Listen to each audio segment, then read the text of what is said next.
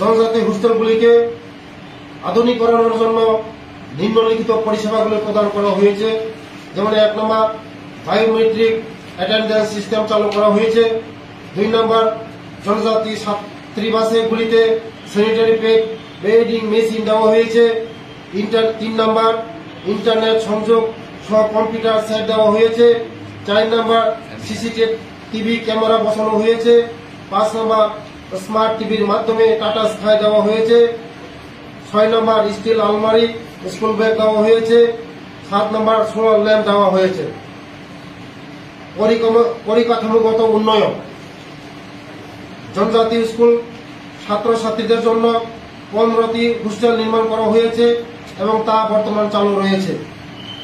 College hostel, মোট 3টি degree college hostel যথা মহিলা কলেজ আগরতলা, আম্বেদকর কলেজ ফটিকরায় এবং গন্ডাছড়া সরকারি কলেজ নির্মাণ করা হয়েছে।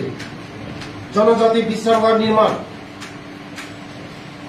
সাবরুম মহকুমার অধীনে পলাশড়াতে এবং আগরতলায় মেলার মাঠ কুমারী মধুতি রূপশ্রী নামে জনজাতি বিশ্রামাগার চালু করা হয়েছে।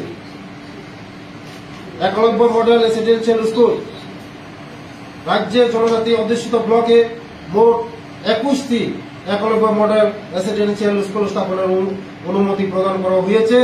এর মধ্যে 6টি ইএমআরএস চালু রয়েছে এবং আরো 13টি ইএমআরএস নির্মাণ কাজ চলেছে। অর্থনৈতিক উন্নয়ন, বনধন বিকাশ কেন্দ্র, বর্তমানে ত্রিপুরা রাজ্যের বিভিন্ন জেলাতে 32টি বনধন বিকাশ কেন্দ্র গুচ্ছ প্রকল্প স্থাপন করা হয়েছে, যেগুলির দ্বারা জারু, আমলকি, তেঁতুল, গন্ধকি ইত্যাদি মতো গৌণ বনজ দ্রব্য সংগ্রহ ভ্যালু এডিশন এর মাধ্যমে কার্য করা হয়েছে। মুখ্যমন্ত্রী রাবার মিশন প্রকল্পে 10,772 হেক্টর জমিতে রাবার চাষ করা হয়েছে এবং এতে 12,513 জন বেনিফিশিয়ারি উপকৃত হয়েছে।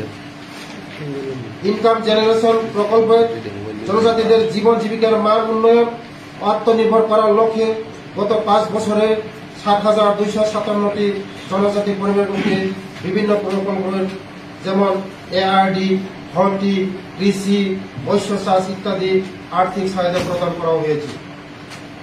দক্ষতা উন্নয়ন প্রকল্পের মূল উদ্দেশ্য হল জনজাতি যুবক যুবতীদের প্রশিক্ষণের মাধ্যমে আধুনিক ও পারস্পরিক বৃত্তিমূলক পেশায় দক্ষ করে তোলা।